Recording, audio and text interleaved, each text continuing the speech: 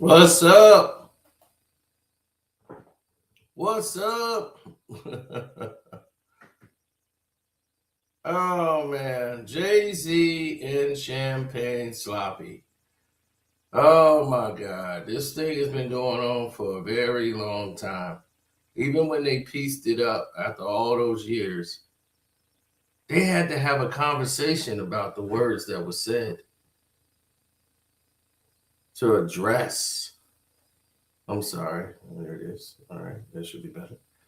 To address the words that was stated towards Jay. Jay was not feeling that, dog. He really was like upset about what he said in that article. That was not up his alley, bro. The level of disrespect that one can say to another is always going to take center stage. Jay is a very prideful, bitter man. And when they was on off that, remember that? Everybody know that y'all that. And you can't be the bad. Now, Jay mentioned him, I think, on Every Day a Star is Born. All of these different takes. Right? Now, everybody's saying that Jay is getting ready to respond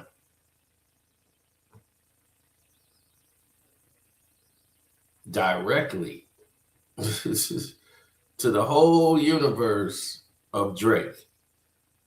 Now, you've never seen Jay-Z really do a press run since Blueprint 3. That was it. He didn't have to do that anymore. That was his last time having to do the Chitlin circuit. Now, this time around, to pretty much sell his product to the entire world, Jay had to go out and sell himself all over again. This was what created the problem the first time around.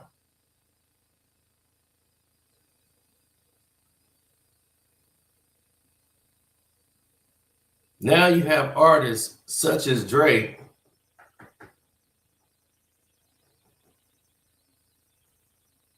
so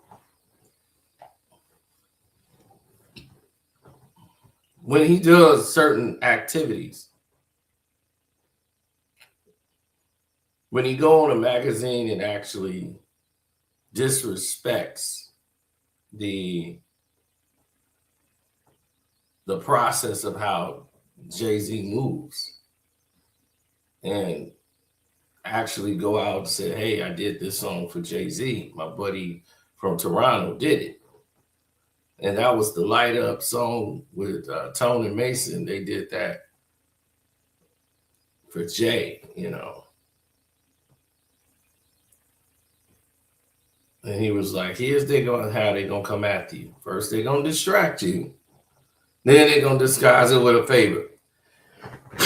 Jay was trying to tell it because that's exactly how Jay's coming at him. And all of these battles, right?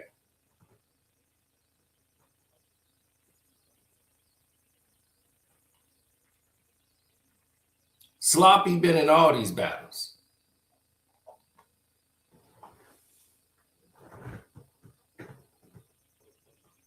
But a lot of this has been self-inflicted.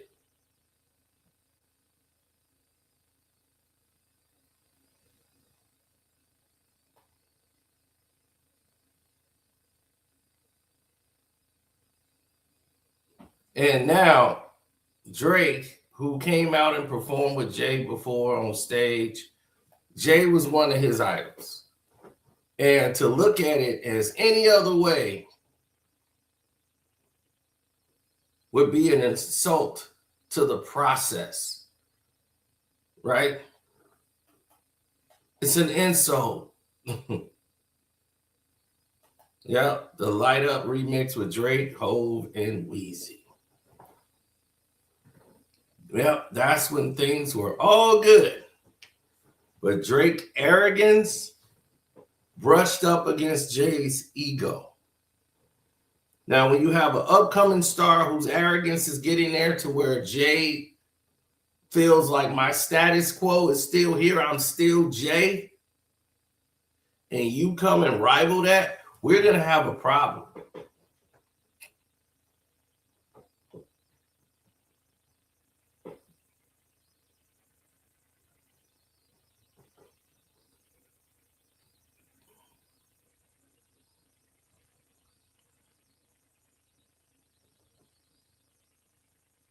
Now, when you start seeing this layout about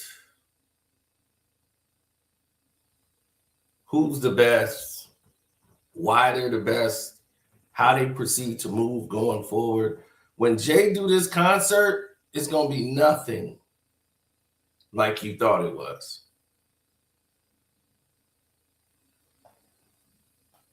This Yankee Stadium thing, people are saying, do you want to go ahead and go down this road? Like, you have half of the people that deal with Jay. Some of them are like quietly cool with Drake, like the young dudes. Like, come on, man, do you really want to do that whole, you know, like, you want to, like, Drake's, he's sorry. But Jay now, who had no plans of mentioning Drake, he was actually nice to Drake in his interviews, saying that, you know, he wished it didn't go that way. He was just, you know, going with the hottest dude alive right now. He's like, it was a major record. What would I look like? I wasn't picking a side. I'm just like, what do I have to do with that beat? Nothing. But when you don't do, Drake's ego is at a certain point that Champagne Sloppy himself is going to take issue with anybody doing anything to help Kendrick Lamar. He takes it as a slight towards him. You said, oh, this Kendrick song is amazing. You're an op. Because in his mind, that's how he sees it. Jay should recognize it because that used to be him. That used to be you. When you were beefing with Nas, all those guys who went to go help or do stuff with Nas, you held it against them. You did a commercial and business deal with 50 Cent to get back at Irv Gotti because Irv was over there trying to sign Nas to Murder Inc. Which was crazy how he didn't see that was a bad idea. That's what got me. I'm like, how you don't see this as a bad idea, dog? Like, that was blowing my mind. Like, you think this is okay?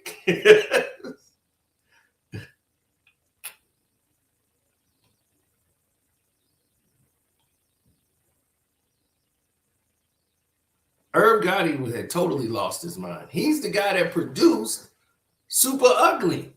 So that's what Jay is really confused. Like, dude, you produced Super Ugly. You the one pushed me to make the record. Now that I made the record, I'm looking at you now like, the heck is wrong with you? You pushed me to make the record. So the stadium tour wasn't going to be nothing mentioning Drake. This had nothing to do with Drake whatsoever. This is a celebration of his two big albums, Blueprint and Reasonable Doubt. Now, Jay was trying to put out the word like, hey, we in good vibes, dude. But this album comes out and it's all these shots at Jay. Now, Champagne Sloppy could clear this up and say, hey, I made those songs like, that was like 2 years ago. They were dated. It's not like how I feel today. No, it's not like how I feel today. So I'm thinking like I can come out stage and we can just crush this thing together. He could really put his tail in between his legs and do that. And Hove's gonna be, yeah, but you was like kind of like mad disrespectful. I feel like you need to do a public apology first before I would like pull you out on a stage or something. So Champagne Sloppy came right back out and did the inevitable.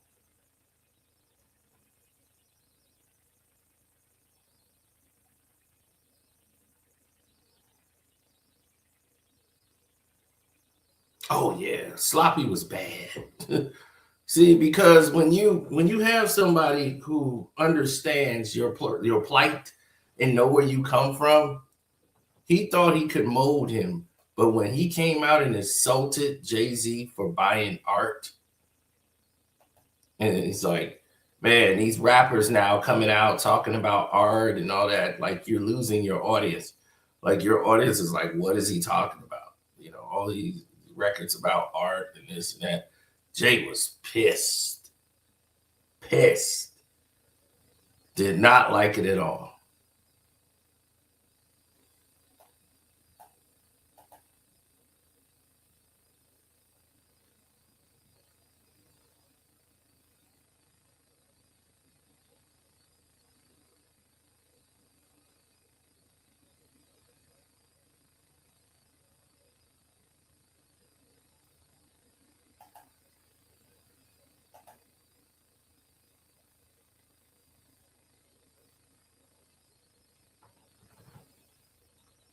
They have no idea.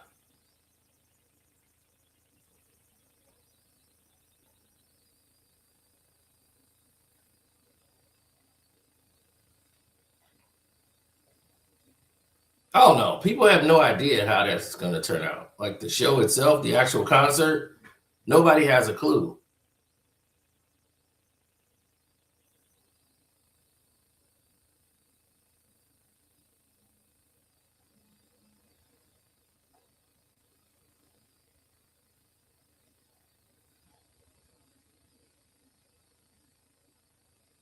Mm-mm.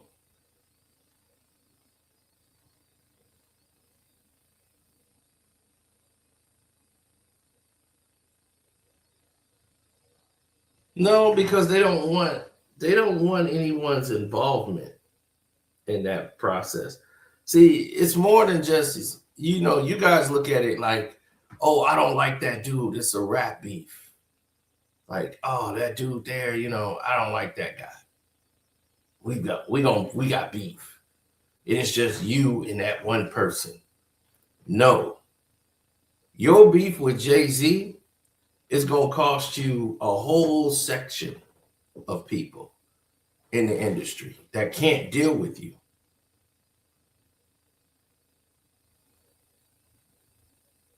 You understand? So this is why people in the industry hide their beef. They hide their problems that they have with somebody only because it's damaging.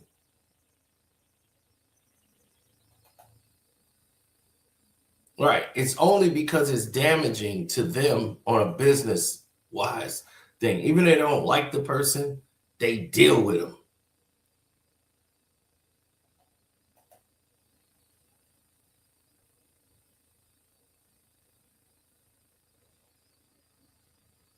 What you don't want is for anybody to come through and try to change the narratives.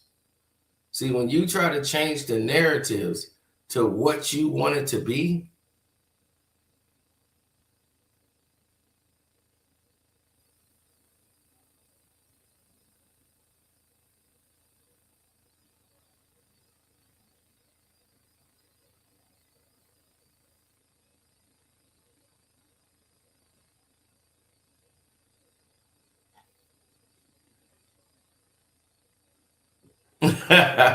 no, you try to change the narratives to what you want it to be. That's how it ended up becoming something you never discussed, never mentioned, never thought of any interest in the world for it to become.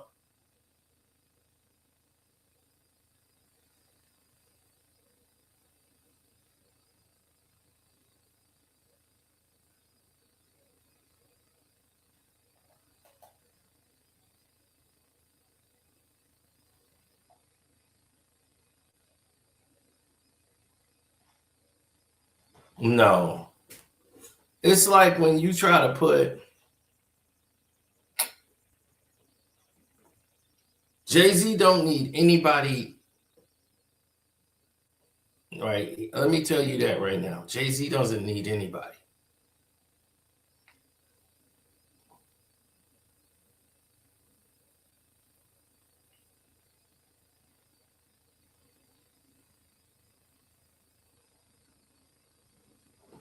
No, he don't need anybody that's on Drake's side. He don't need it. Who's he need over there? Jay Lucian, he's been in contact with all those people. Everybody Drake know, Jay-Z know. He don't need anybody over there. Drake feel I can talk to Jay any way I want now. I know everybody over there. They can't do anything to me. I'm good here.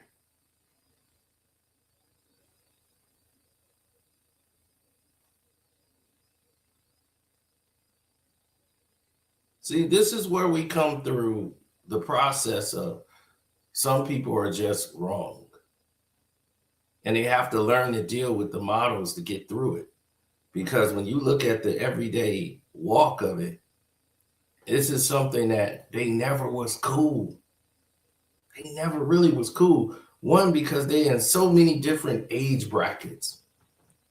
Drake is a 30-year-old man in his 30s acting like he's a teenager. Jay is going on 60, acting like he's a 40-year-old.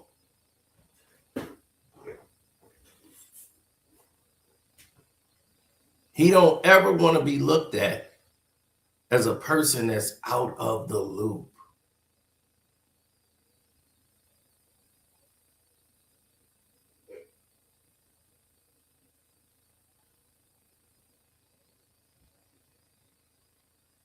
Once you start doing that, it's already over.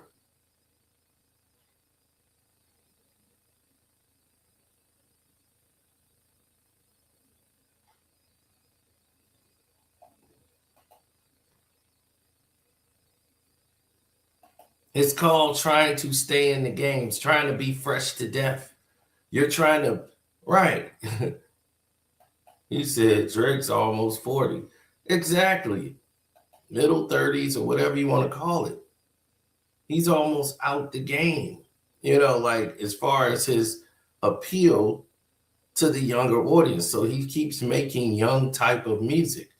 Jay-Z just talked down on anybody trying to make it. So that's how Jay works, though. Anybody who talks about anything, something that he don't like or understand, he's going to want to change the narrative. And when Birdman said Lil Wayne was richer than Jay-Z, that also brought to the beef the ego. How dare.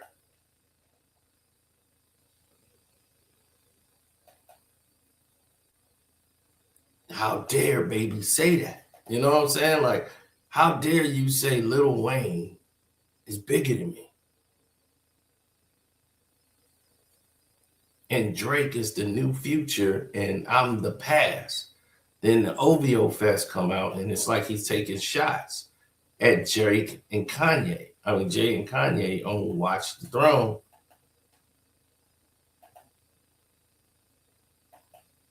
Got Khaled out here. I'm on one with, Rick Ross and all them. And then you feeling too big for your britches. And start dropping them lines.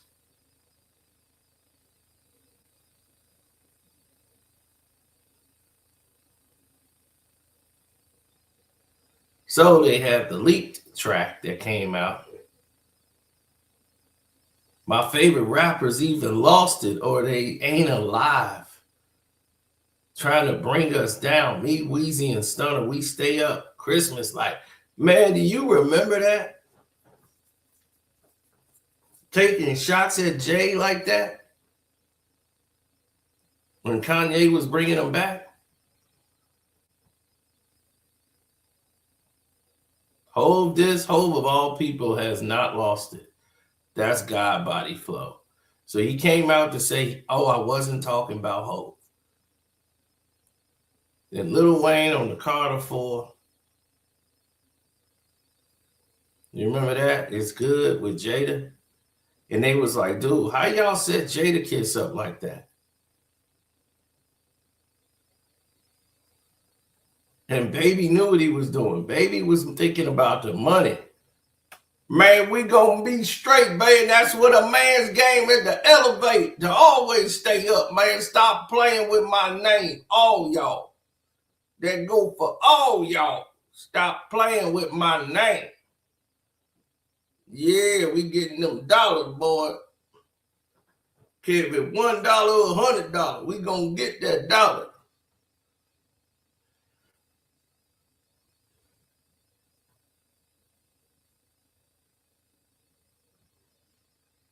You got baby money. I got my lady money. Kidnapped my lady money. It was like, oh, okay. So Jay was throwing shots back and forth with Jay, you know. Talking about kidnapping B. Are you out your mind?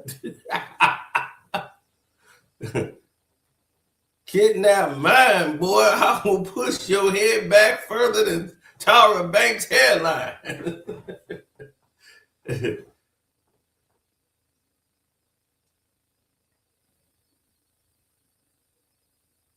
So, of course, 50 Cent, Jay came through, took care of Lil Wayne tax situation.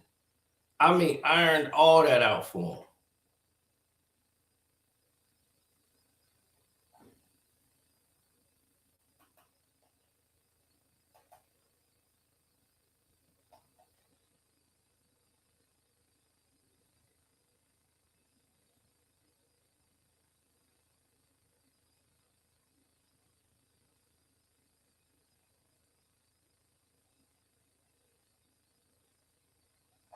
Right. Thank Me Later. All these songs that was coming out. All the language. Pound Cake with Jay-Z.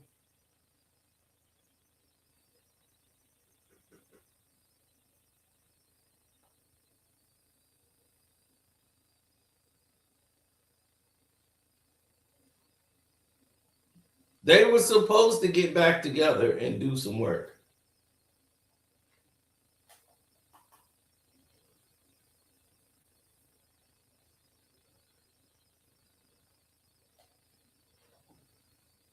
Oh, God, a Wayne fanatic.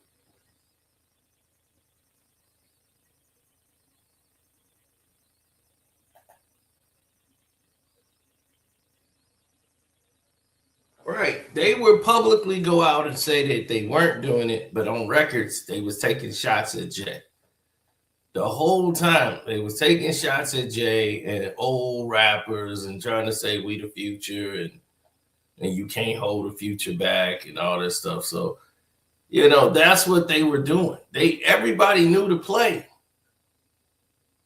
And they were playing in people's faces. Like Lil Kim was saying, look, Cash Money, baby, all them dudes brought me in, which they did. They brought them all in and said, hey, we want to sign you and get you rolling and everything else. So they were going to take her imprint. Lil Kim had her Queen Bee imprint. So she already had her record label. So that was going to be an imprint with Universal and moved and try to keep her Queen Bee empire going. But she had a problem because she was not cool with some of the artists that she signed to her label. And she was going to get them out of their deals. So she wasn't really dealing with Lil C's and them at the time and all the people that she was cool with and she was paying. So she was trying to get them all off her books and restart and rebrand and go through Universal and everything. So they were bringing her in and off the strength of what Baby them doing, they brought her some cash, paid her up front. She coming in, She's working in the studio, literally got songs done. Lil Kim comes in, records these songs. And she had seen Nicki, was like, oh my God, I'm such a fan of you. If it wasn't for you, Kim, you showed me, oh, you were the first bad bitch out here. Nicki was doing all of the praising for Lil Kim. And she started to see Nicki Minaj take lyrics from her that she was working on, then taking lyrics from her old songs and reworking them in her records. And Kim was like, wait a minute, I know I said that before.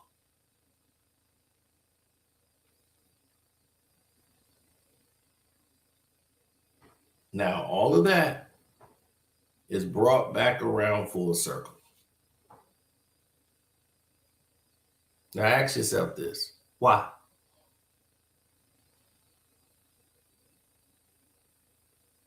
Somebody said Sticky Nicky. Yeah, but ask yourself, why? Why would this be brought around full circle?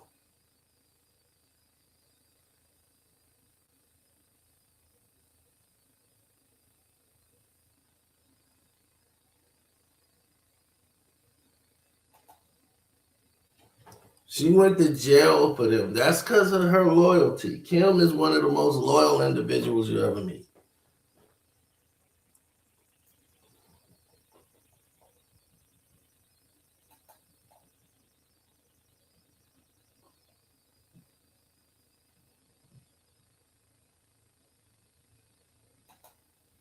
Those tables are going to get turned. It's called karma. Well,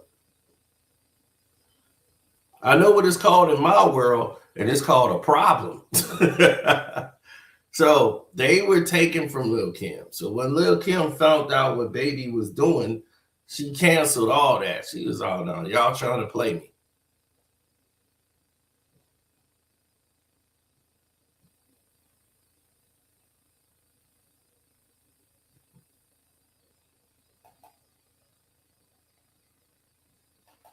Mm-hmm.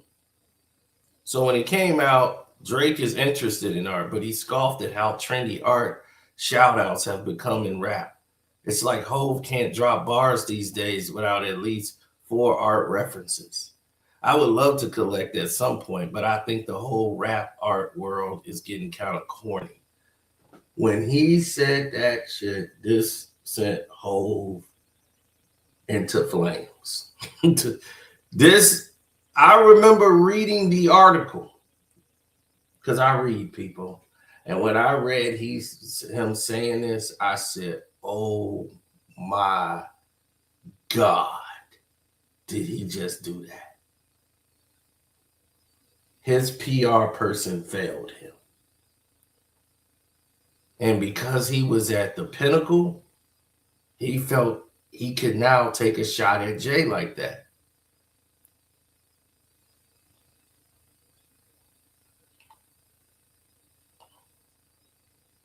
You just hating on light skin. Jay is light skin like Drake. Jay ain't no dark guy. He's light too. Now, that's the line that doomed Drake with Jay-Z. Right there. That's the line right there. When he made that statement, it was on. He was never going to live that down. You called Jay-Z corny.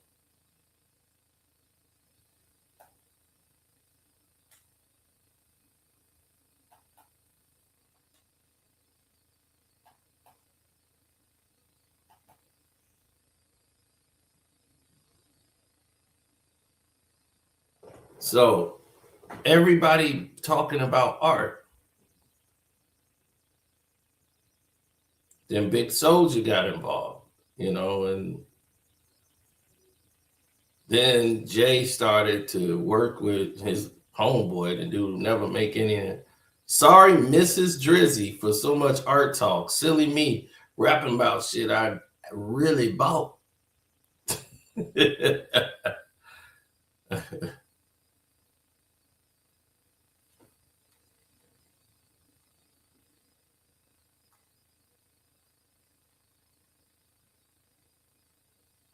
Yep. And here we go.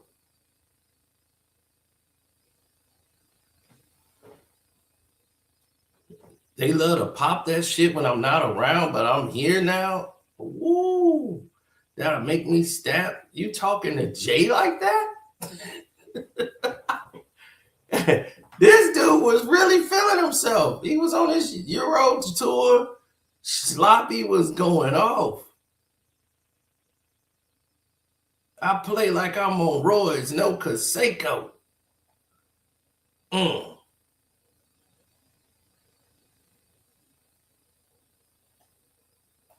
Yep, sidebars. This is what we were talking about, people.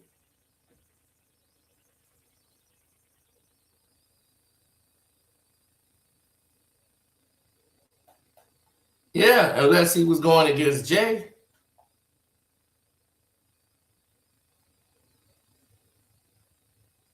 Right. That's this article again. He was talking about Jay is somewhere eating something, some fancy meal. And he was talking about Jay is somewhere eating this. Then the Brooklyn Nets deal came around. And then all hell broke loose.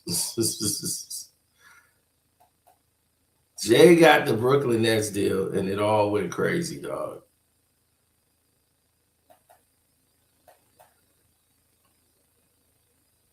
Jay-Z also used to be a minority owner of the Nets. Jay-Z somewhere eating a fondue plate. Oh, we got the Drake and Jay-Z thing going. Yeah, it's our time where we gotta play. We gotta keep it competitive. It's an ironic matchup. Shortly.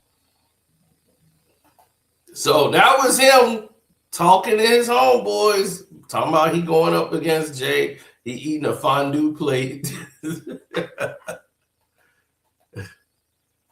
Making fun of Jay and saying, yeah, we're going to keep it competitive.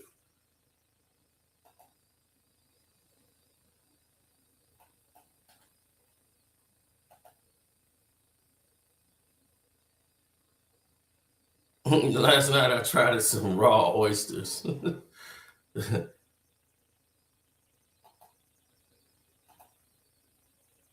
Yeah. Haters want a ball. Let me tighten up my drawstring. Rolling Sport boy, you know you soft as a woo. So Sloppy was coming with it, right?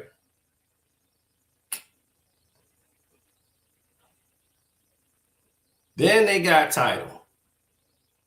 And then they started coming with all these different things, and they were supposed to all partner up for the deal. Drake was supposed to be a deal. He announced he was going to do it. Then he sidelined him and got his own deal with Apple. 2 days before the launch, Drake pulled out and did a deal with them people behind their back and sabotaged Jay and all of them. Dirty work. Dirty work. Jay was pissed about that. But that was a Jewish people doing Jewish things. I wanted to be on Rockefeller, then I turned into Jay. Now I got a house. Yay pool is nice. Mine's just nice, is what I'm saying. Woo, this dude was just talking crazy. Crazy. People forgot about all of the things that went on in the past. And that's how all of this stuff came around full circle. Meek is with Hove.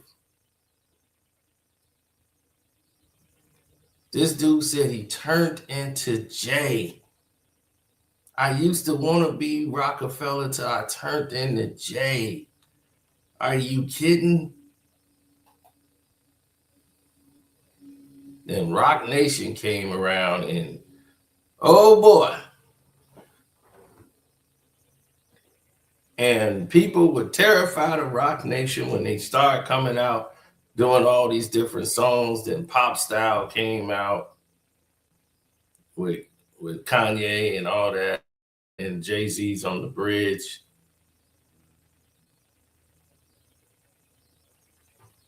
When Pop Style came out and giving people number ones and they still hate on you and all this stuff. So Khaled comes out. Remember the We the Best with Jay-Z and Future with my song? Jay gave some of his best lyrics yet. I got the keys, man. That was my joint there. Then I was at the top of the Maybach. I was at the top of. Niggas always asking me to keep. Till you on your own, you can't be free. Till you on your own, you can't be me. How niggas still sing in 2016? Real life, I'm like hope. Real life, I'm like goals. Real life, they like me. Real life, I'm like no. My swag different. That bag different. My wife Beyonce. I brag different. My baby blue. I dream in color. I don't rap the suckers. Hey, that was his best. That was Jay-Z's best. Jay, that was the last I've seen of Jay. I was like, man, when he came out with Future and I got the keys and he addressed that, you turned into Jay. I used to be Hov and then I turned into Jay. It was like, boy, you done bumped your head.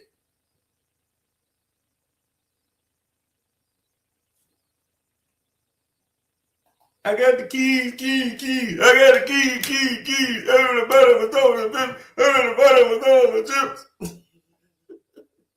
Raider.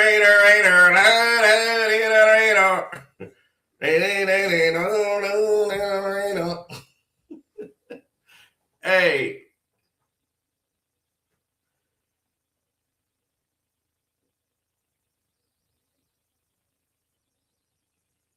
That's because, no, Future was writing and getting paid by Hov.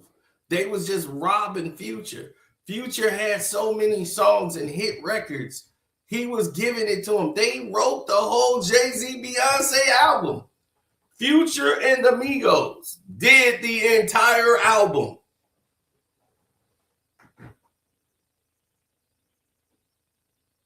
All Jay had to do was rap.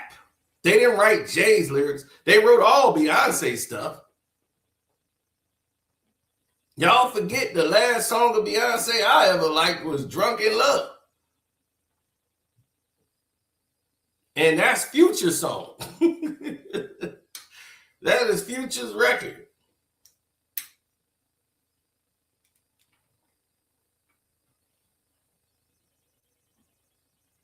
He gave Drunk in Love to Beyonce.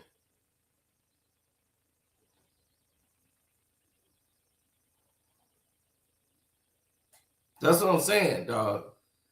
Pluto made Drake hot, like with the streets. Why you think Drake in Atlanta?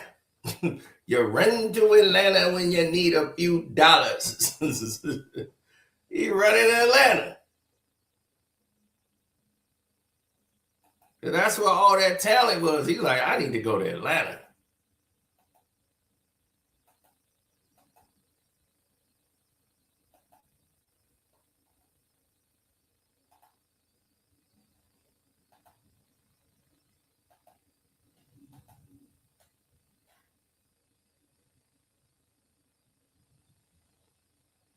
That's what I told y'all when the whole Drake and Future beef went down. I told you what was up with that.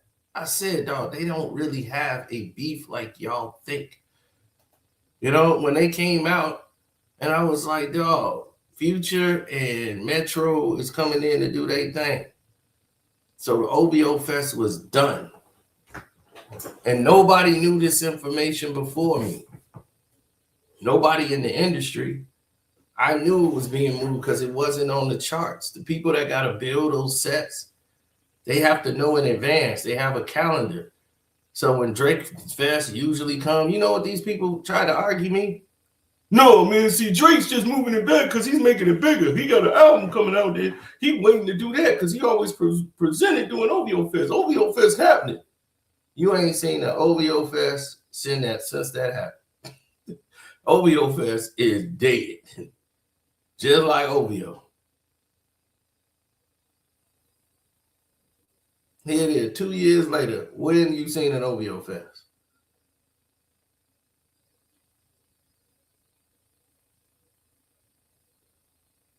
Future and Metro Boomin was coming in during the week of the OVO Fest. Then all those artists that were scheduled to be on OVO Fest, they were opening for Future and Metro. All those Toronto artists that was coming out for the rap, they was out. And my boy here from Chicago, they go to Toronto, they do all the music fests, they build the sets. That's his job. So he's out there, he works OVO Fest with Drake and everybody else. So I see him all the time in the summer. We go to my boy crib, I'm running to him, and he told me flat out, like, dog, ain't gonna be no OVO Fest this year. He's like, if it was, it would have been on the schedule. It's been scraped.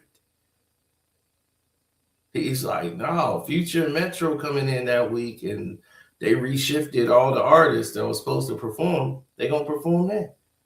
And when I found out, I told y'all. And nobody else, they thought I was doing it for clout. Am I clout chasing now? So when I told you I had sources, dog. All the puppets in the game, it's time to silence them. They all gone.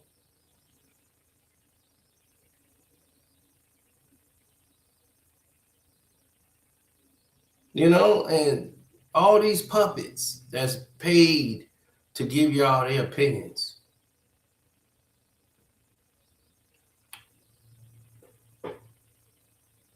They take the bag and close their mouth. They puppets. Sloppy is a puppet. Act puppet. All of them. LeBron, Stephen A., Shannon, all these people puppets. You find out, well, we know Vlad what he is. So, you know, this is just an example that when you see the puppets in the puppet show, what's it gonna be? Barbecue or mildew. They have no choice.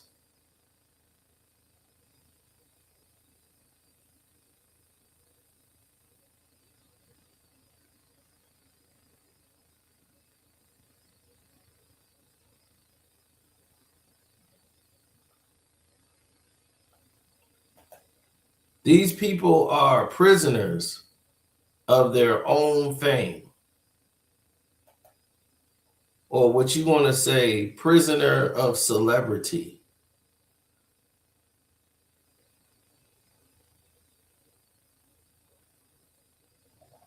That's what happens in today's times. People become prisoner of their own celebrity. And Jay, it's happened to him.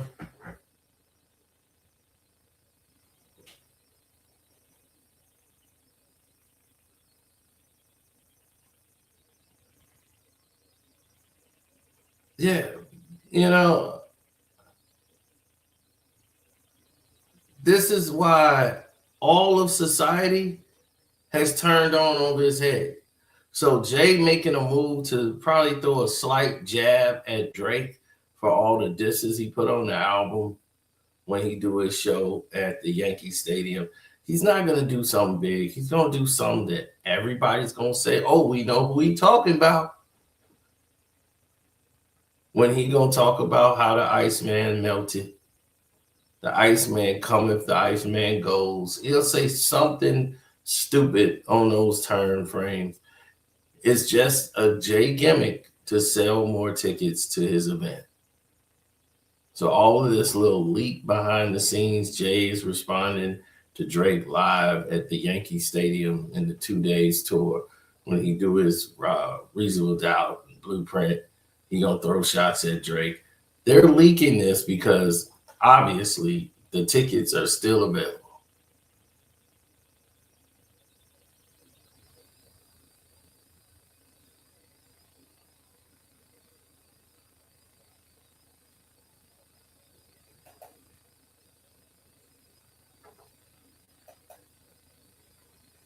Oh, Drake had a number 11, and one of them was ranked number 7 out of those other 2 albums they never mentioned. And Iceman came in at number 1. This is the first week.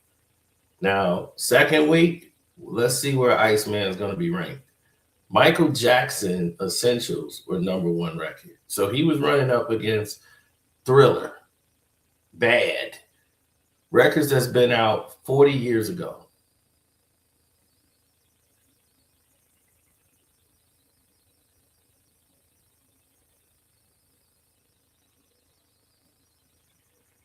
Jay did a concert. All of it seemed to be behind him, right? And then they teamed up on Scorpion on that Talk Up record. And before they did the Talk Up record, they had to address all of the problems. Jay was like, we got to address this situation that we had. They went to a room, even though it was squashed. Jay took him in the room and wanted to know what he meant by all that. They had to actually have a conversation. He couldn't believe it. He's like, man, I thought we was past all that. We getting ready to make a record.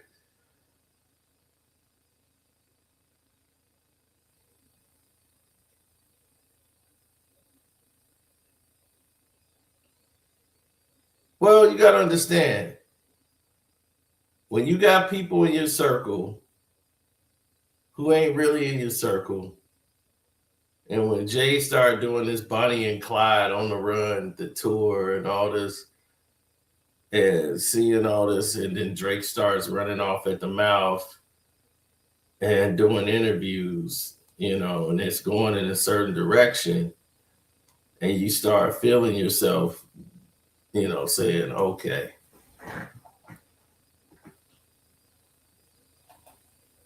Everybody biting off Nas album cover. Pretty much, Derek.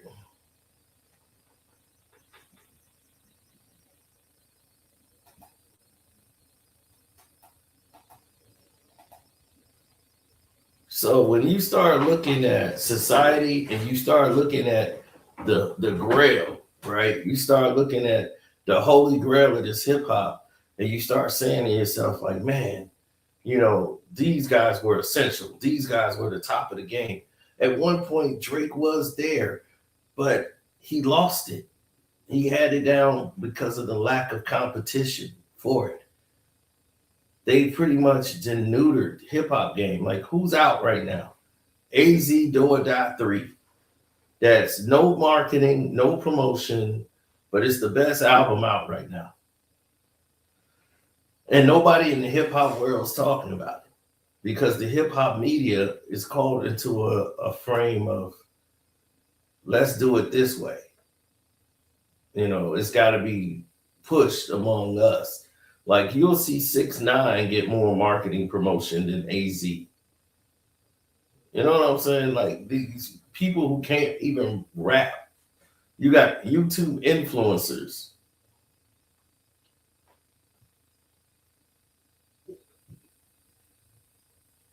Yeah, the Love All song and everything else.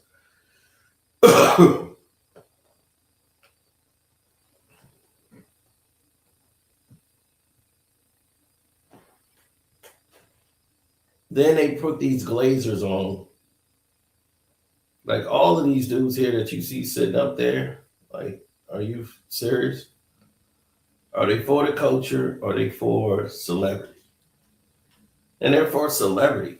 They're not really about the culture of hip hop. They're about celebrity.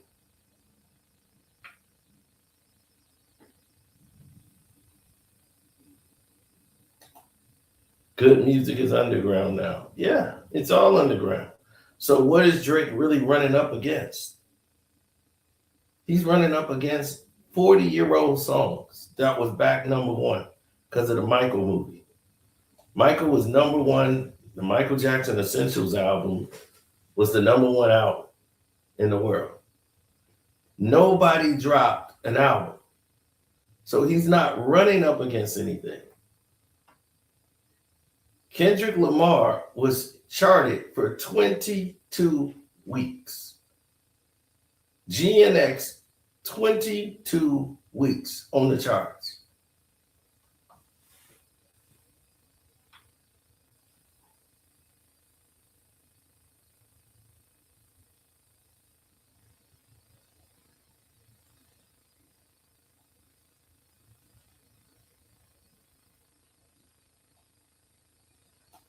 This is what we mean, people.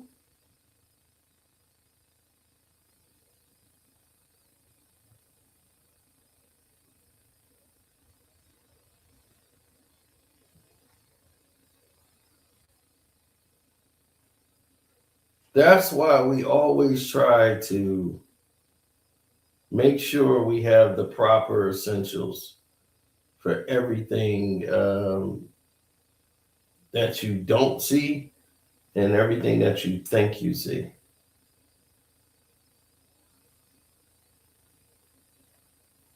Oh, hell no. Drake has never been that guy.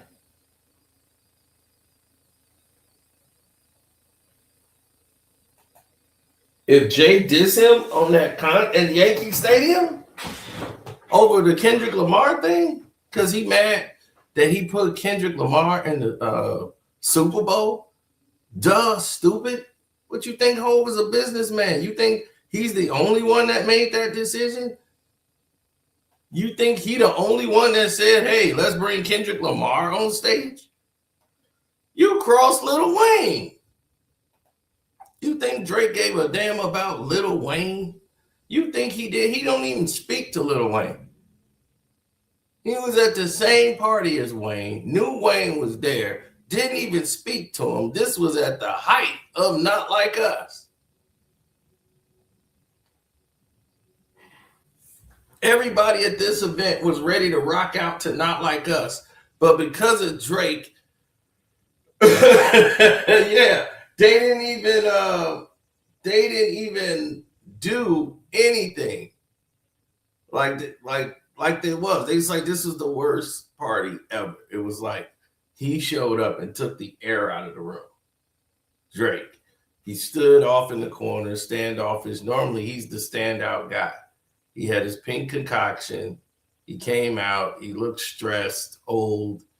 He was just defeated. And he just stayed in his little group. And he had his appearance on Camila Cabello's album that screwed her all the way up. She came out, and nobody black wanted to deal with her after her racist comments.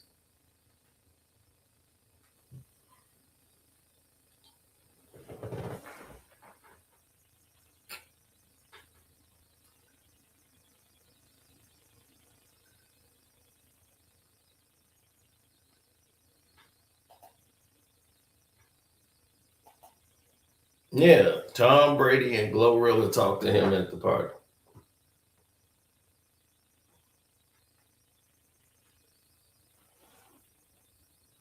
You know, but that's what I'm saying.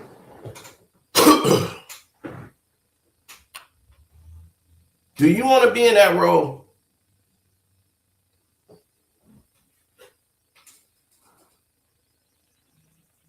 Does that look like it's fun to you? Does that look like something you can't live without? Like, man, I wish I was there. I don't want to be there. And the reason I don't want to be there, because I don't see any benefit from being there. I'm not a rapper.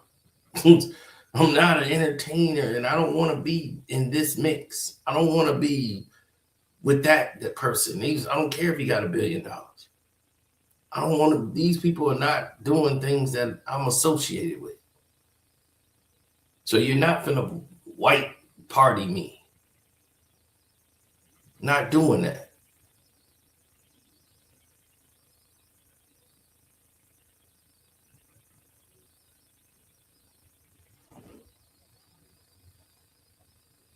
Yeah, what was his disdain for me when I said Common lit his ass up? Drake ain't had no disdain for me from then, but he didn't know me then either. So when he knew of me was doing the Meek Mill battle, that's when he started paying attention to me. Like, oh yeah, see this guy Carcito, man. He was loving everything that I was doing and saying. Then it was me and academics. We were the big guys. Maul wasn't even around. Maul was in the background. There wasn't no Rory and Maul glazing. He wasn't even around. It was me and academics were the only two people who were looked at as the big Drake guys on YouTube.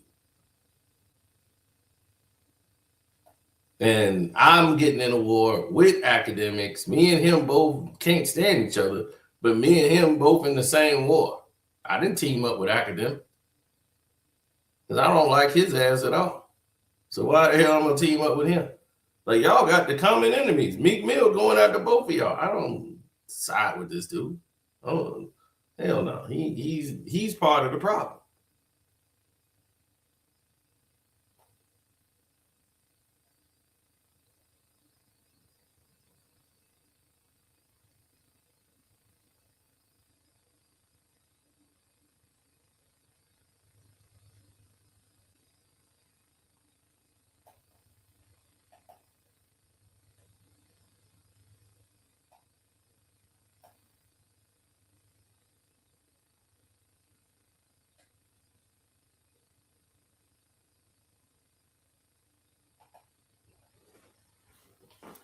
Oh, Mr. Coleman, only if that was true.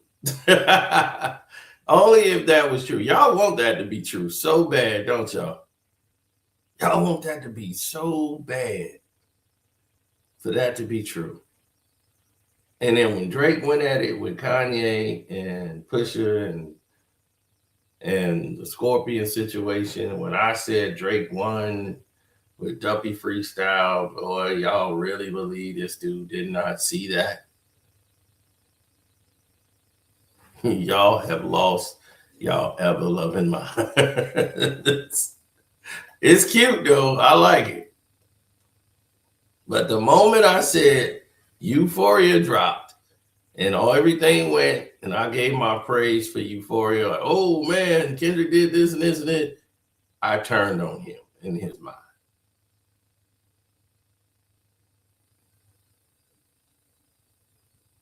And I said, wow, really? That's crazy, bro. All right, we gonna see what's going on.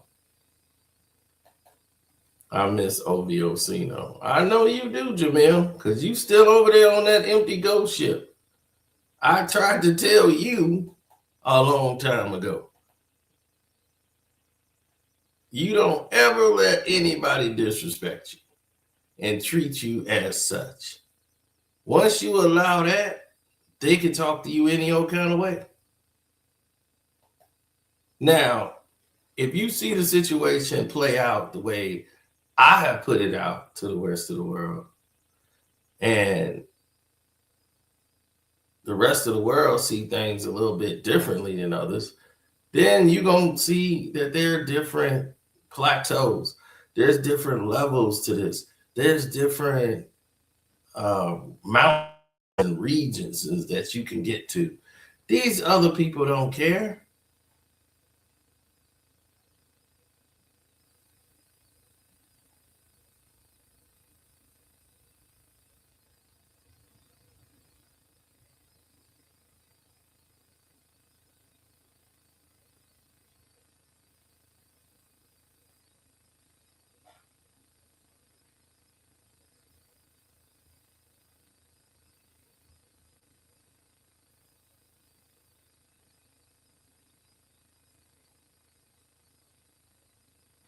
No way. They don't care about that, bro.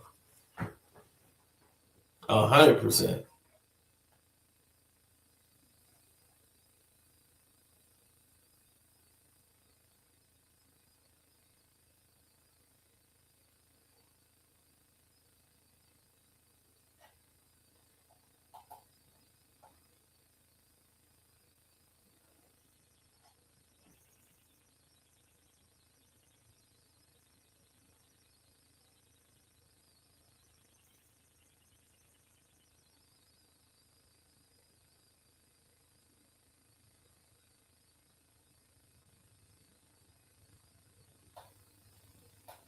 No, people make up their own minds in the battle. If Jay go at Drake, right, and let's say he do a whole freestyle song on Drake on stage live,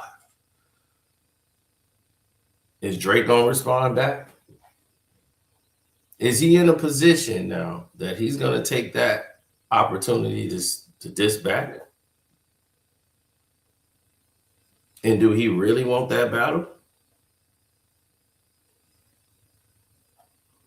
I know he feel that that's the opportunity in the space, but is he really in position to do that? I don't think he is. He's on his last leg. He's trying to get out of his deal. You see what I'm saying? When somebody is back against the wall and they're trying to get out of their little hip hop deal that they signed, that was a bad contract to begin with, but he thought it was a flex because in his mind, I can make it all back. And when Jay sit down with a bunch of millennials who don't know him, a lot of people feel like, oh, I could take Jay now. Jay's out the game. He's back doing chilling circuit stuff. But I'm like, dog, he's talking to GQ magazine and all that. What hip hop magazine publication should he talk to? They don't exist. Don't say the Shade Room. The Source don't exist. Well, are you gonna sit down with XXL? With Dre and them? What hip hop publication is there anymore? They cut the heads off of everybody, dog, in this whole industry while everybody was distracted and asleep.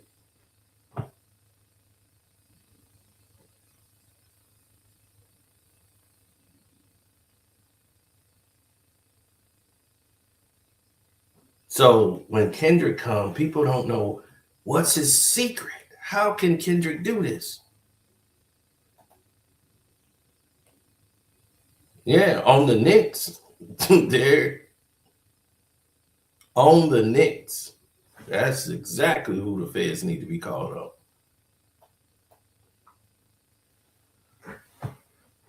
Now,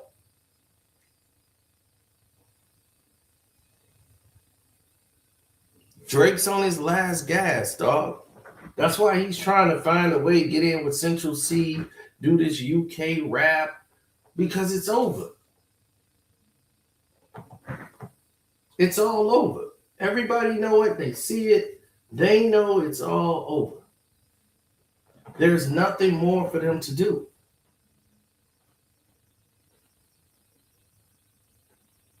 When you get in this game for as long as all of us has been in the game and have seen all these things materialize in hip hop, one of the main things you could see and you could tell right now is Jay-Z is back doing this to promote this to pay taxes. That's it. That's what it's all about. These concerts is to pay the taxes instead of him doing a 25 city tour and all that. Like Beyonce, he can't do that anymore. This is to pay the tax man. And this whole Drake mentioning him and referencing him has gave him an alley-oop to go out and be Jay. It's like, dog, you can go be Jay now. Like, it's cool.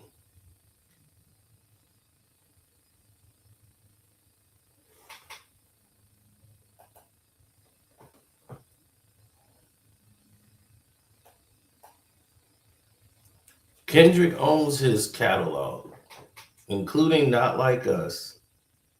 UMG owns every Drake song before 2021. Absolutely.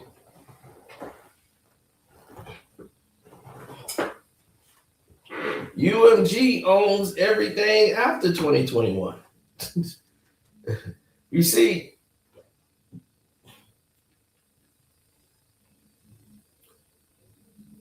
Drake has signed a $400 million deal with Relativity he took the deal. I think the Weeknd had a $250 million deal. And in those deals, it's basically a 360 deal. And it's contingent that they get paid on your concert, your tours, everything. So they know that you make your money doing your tours. So Drake's not going to make any money off of Iceman album. He's already spent millions in marketing it. He spent way more money than Kendrick did on GNX and won't touch GNX in any way, shape, or form. Kendrick Lamar was the first rapper in probably history to make as much money off that album than anybody in history.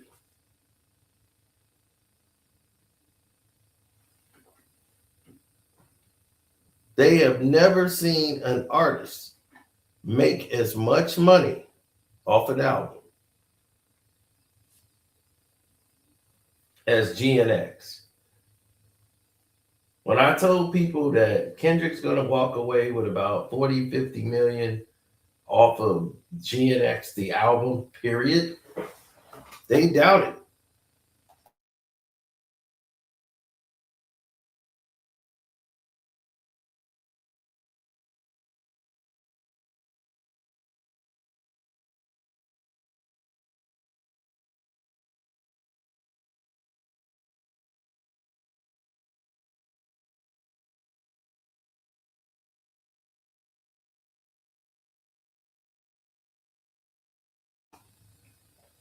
I don't even know why did they even doubt the $400 million deal?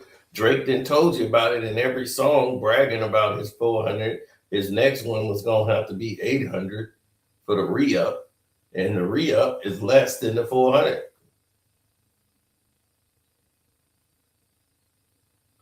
It's not about glazing dot. How you glazing dot?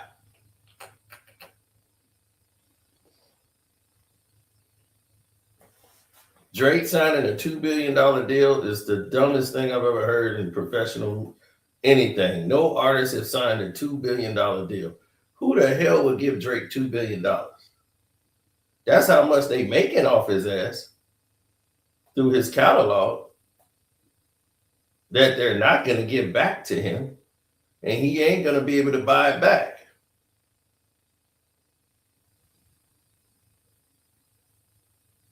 Mike D12, how is it true? Drake is not signing a $2 billion deal, sir. It's not happening. Why would you sign an artist to a $2 billion deal that his best songs are behind him? Why would you give him $2 billion? That would be dumb, wouldn't it?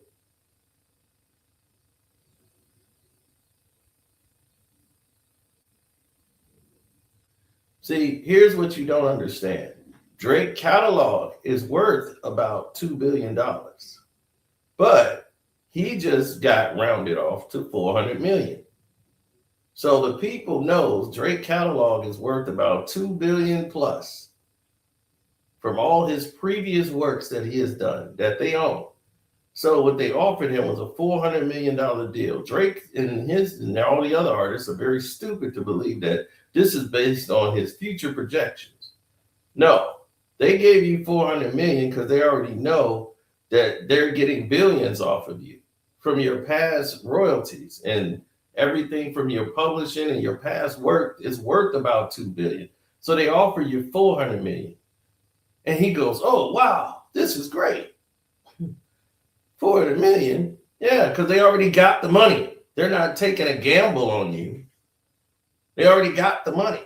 So they're offering you 400 million in a deal, and they're going to be eating off anything new that you do. And you think this 400 million was based on what you're going to create now. That's how they fool you.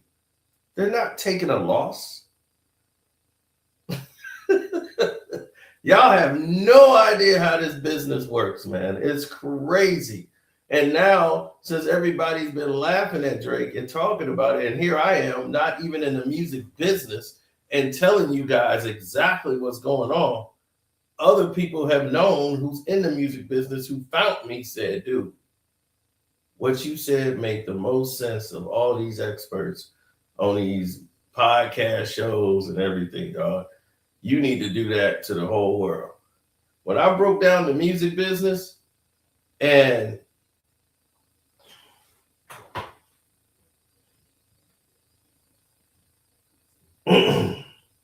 rest in peace, Nipsey Hussle. He came and backed me up.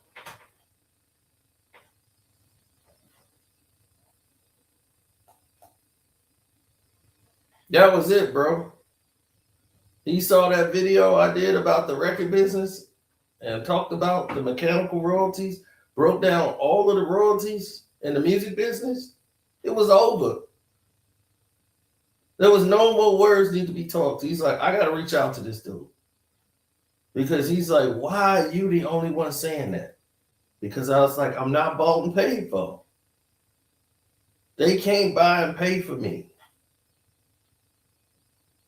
Some of these people complain and they try to be the voice of the people and I'm against this and I'm against this insurgent till they come with a bag. And then they go, you know what? You know, that's how it is, man. They come with a bag and then it all go left.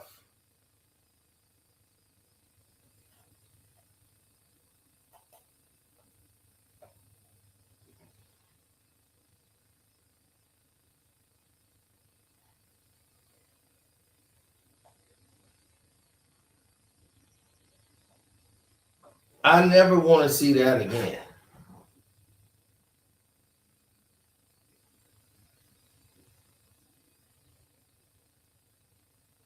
Oh, of course. That's what they're going to say.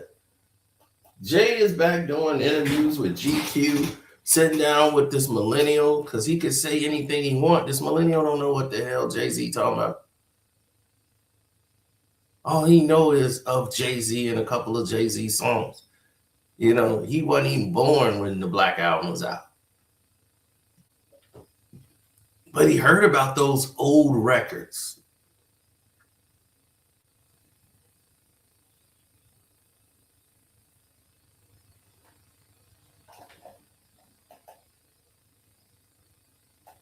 So all these people think they can come at Jay now. Like, hey, it's cool. We can come at Jay. And Jay wants to show, like, hey, I'm still Jay. I'm still humble. Even though I got money, I got rich people problems. I still got the tax man to deal with. You see, here's the position of problem Jay has. Is that he has to be in the upper echelon.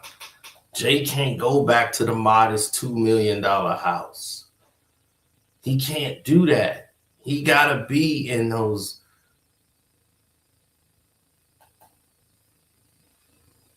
He says, you know, this kid is 36 years old. That's how he said the interview is 36. Yeah, they 36 going on 20.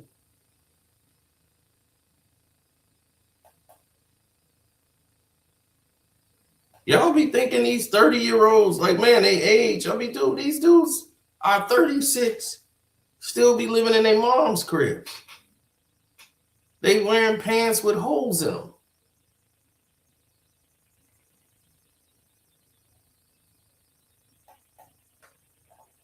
They in their third childhood.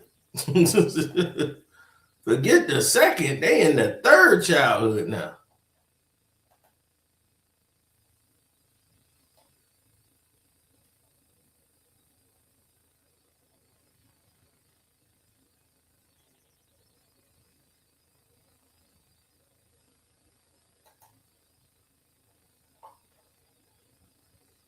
Well, I never put Jay up there with the greatest rappers of all time because he just isn't.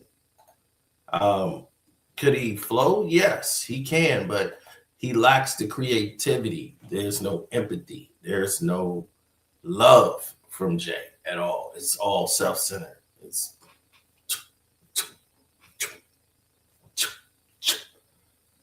So that's why X said, there's no love for him. It's all empty. It's all diamonds and champagne, and it's just no love. Nothing solid. That's why when he raps, when he tries to do those records, they don't come off well. The Meet the Grams, what's that? What was that? Not Meet the Grams. What was it called? What's that song Jay had? It was Meet the something. Meet the Parents. Okay, yeah, there it was. Meet the Parents. Meet the Parents.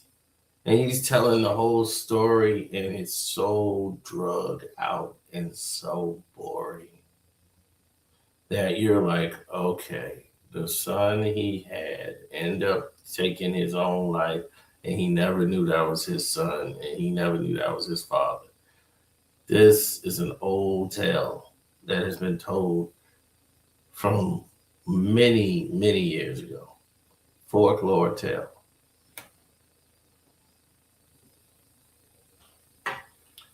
Well, and I'm going to tell you this story. And I knew it before the song. There's a tale of a king and a queen who can't bear a child. The wife she's struggling to bear an heir to the throne. So they go to their witch lady, who's the doctor of the castle or whatever, and she tells them like that they would have a child, right? But she told the king he would have a child, but that child would grow up and kill him and would take the throne. So the king was, no. King did not. That was his best Nas impression. Yeah, he was trying to show Nas he could do story raps like Nas, and he failed miserably. And it was like, dude, it was a story that wouldn't land. Now, so the king ordered the baby to be eliminated. So he's like, get this out of here.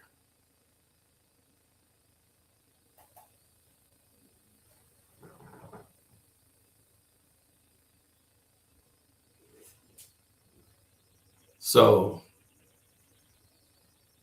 right away, when they're putting all of this into one big bow, the king orders the kid, death. And they couldn't bring themselves to kill the baby when the baby was born. Right?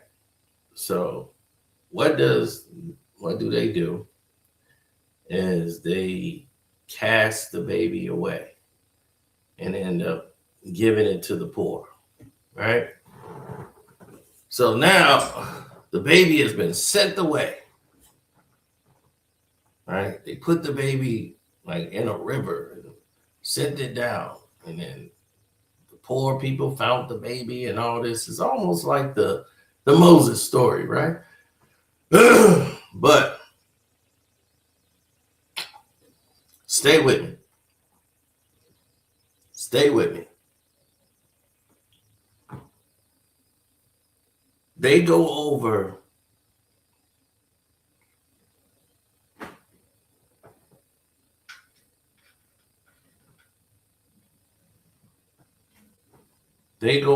to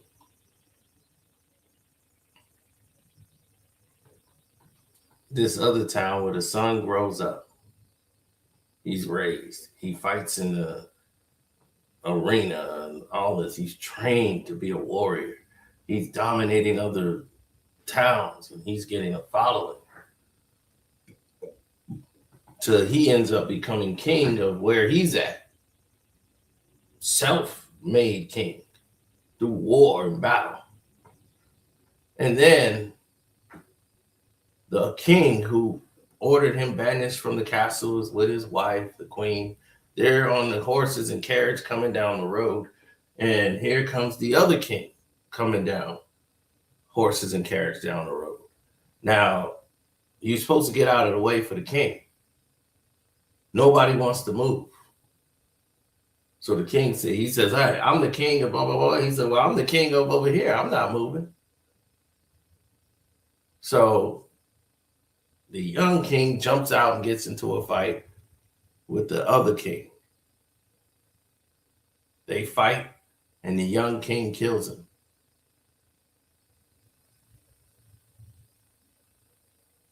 And ends up ruling his castle. And the person he just killed was his own father, who had casted him away a long time ago. He never knew. And he never knew that was the son who killed him.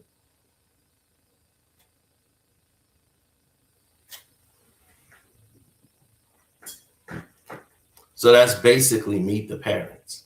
This is an old tale that's been told for years and years and years.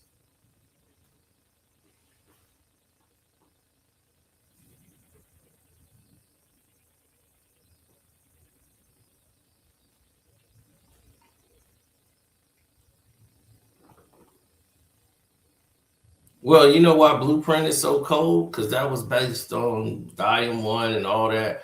Jay was rapping back then based on what he was around. He was living that life when he was talking about the vans and everybody looking for vans, radars, and scanners, and going through those procedures. He'd been through all that. So his raps is definitely talking about stuff he done went through, witnessed, everything in the hustling world. So when Reasonable Doubt was around, all the stuff Jay rapping about, like people like Dame talking about some, man, that album ain't all that. He don't know because he didn't live that. He wasn't there.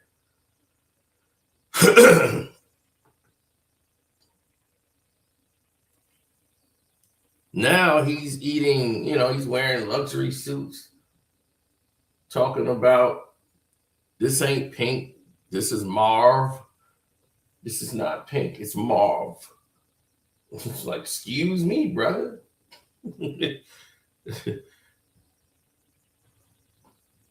So what's his raps gonna be like now? He gonna be talking about hovering over the oven.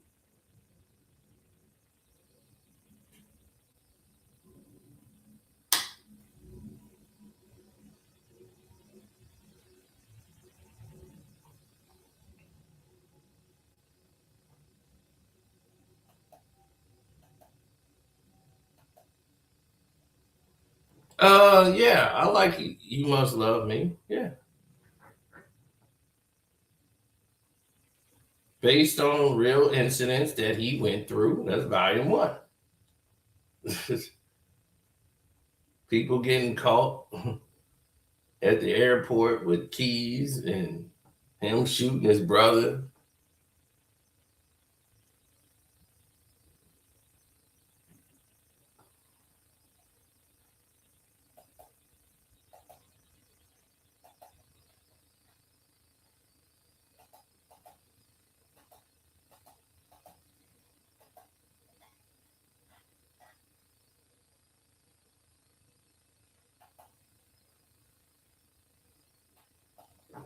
When my brother shoot me, I ain't gonna ask to see him in the hospital the next day.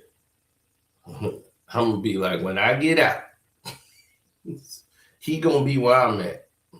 So they're gonna be zipping him up.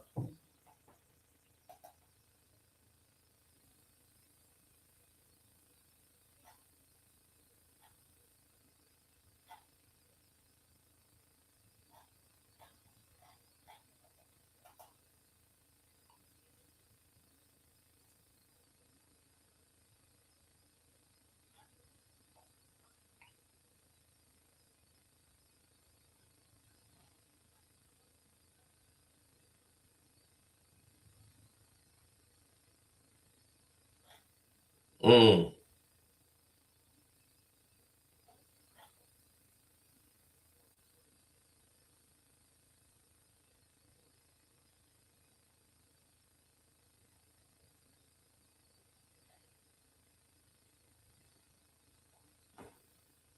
Yeah, well, if he does it, kudos to him. But when it fails, like it normally does, we'll see what it reads.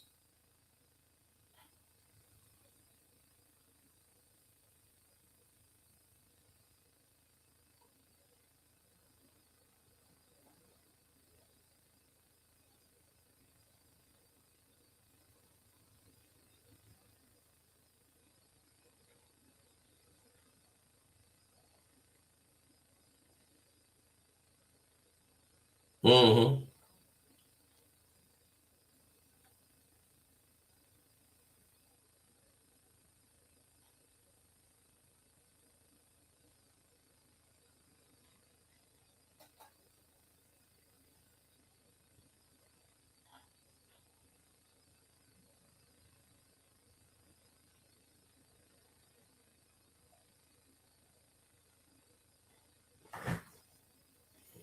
Oh yeah, for sure. No, Jay know what time it is, man.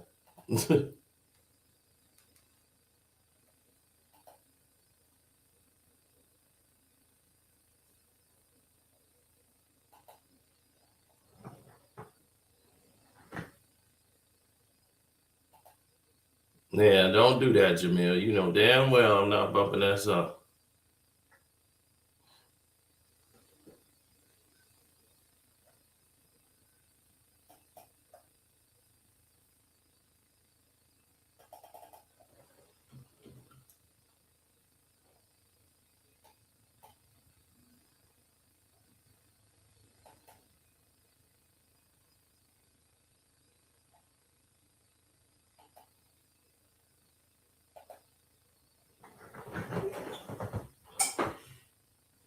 It's only so much you can be able to do, at least at one time. You know what I'm saying?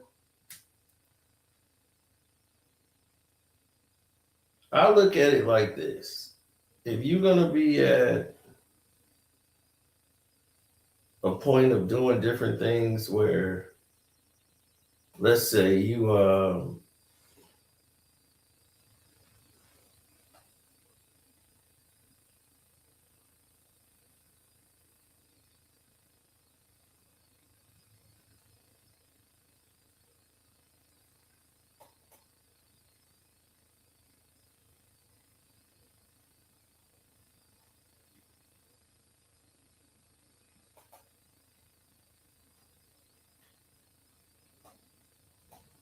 I never had that feeling. You know what I'm saying? Like that never was my motivation um to move in that kind of way.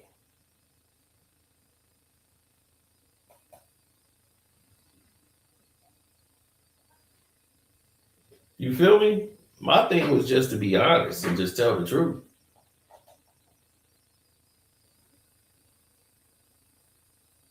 Right, straight up and down. What they say, for better or worse, it's gonna play out the way it's supposed to.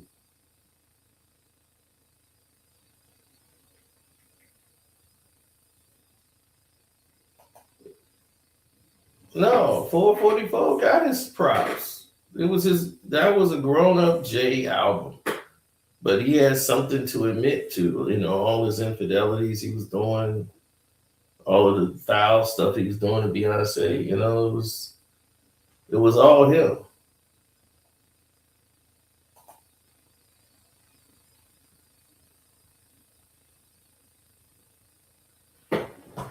You know what I'm saying? It was like what 50 Cent said about AZ.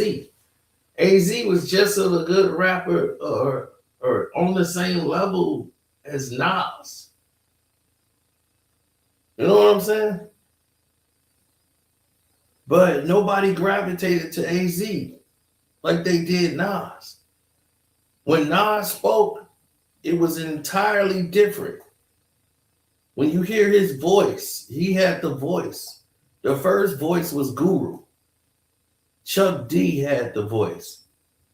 Guru was the voice. His was like pure, like sonic jazz.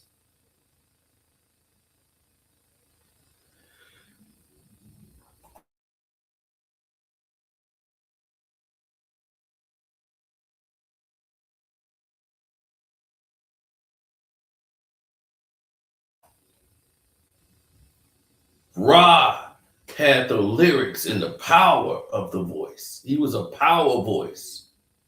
Move. And this dude comes through and takes Rakim's lyrics and coined them as his own. Competition is none. I remain at the top like the sun, and I burn whoever come in my chambers of torture. The sun gonna scorch you.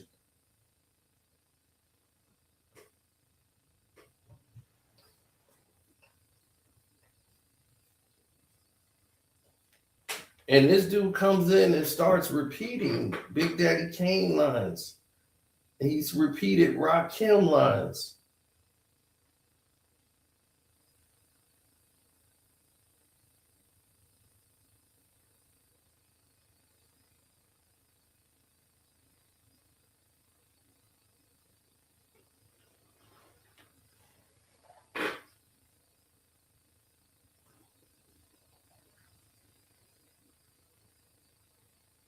But how many times did you see Jay-Z embrace Rakim? He always felt he was too big for everybody. Meanwhile, Nas was a part of it. As you can see now, why Nas is loved by Rakim. He got on a song with Rakim. He got on a song with KRS-One. He got on a song with these people.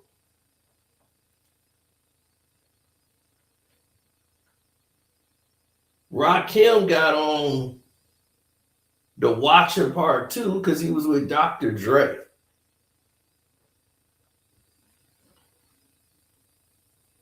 Mass Appeal Records have done more than Rock Nation in the last 2 years.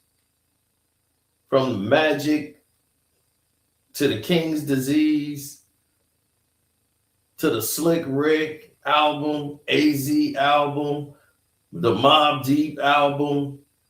Like, they've done more for hip hop culture than anyone in the last 10 years.